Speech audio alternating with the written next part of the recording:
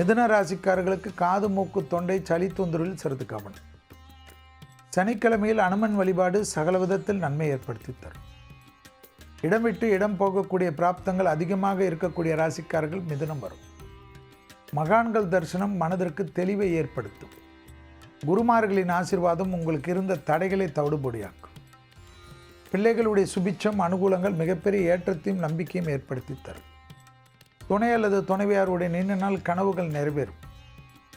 தனிப்பட்ட முறையில் தொழில் நிமித்தமாக நீங்கள் தனியாக இருந்து குடும்பத்தை பிரிந்து இருந்த மிதுன ராசிக்காரர்கள் மீண்டும் குடும்பத்தாருடன் ஒன்று சேரக்கூடிய பிராப்தங்கள் ஏற்படும்.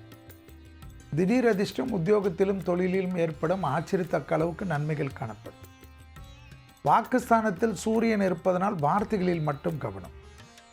தேவையில்லாத குடும்பத்திலும் சரி வெளியிடத்திலும் சரி பேசுகின்ற சமயத்தில் உணர்ச்சி வசப்பட்டு பேசிவிட்டு பிறகு வருத்தப்படக்கூடிய சூழ்நிலை ஏற்படும். மிதுன ராசிக்காரர்கள் கண்டிப்பாக நன்மைகளுக்கு உண்டான அதி அற்புதம் அதி அனுகூலம் மிகப்பெரிய ஏற்றத்தையும் நம்பிக்கையும் பெறக்கூடிய ராசிக்காரர்கள்.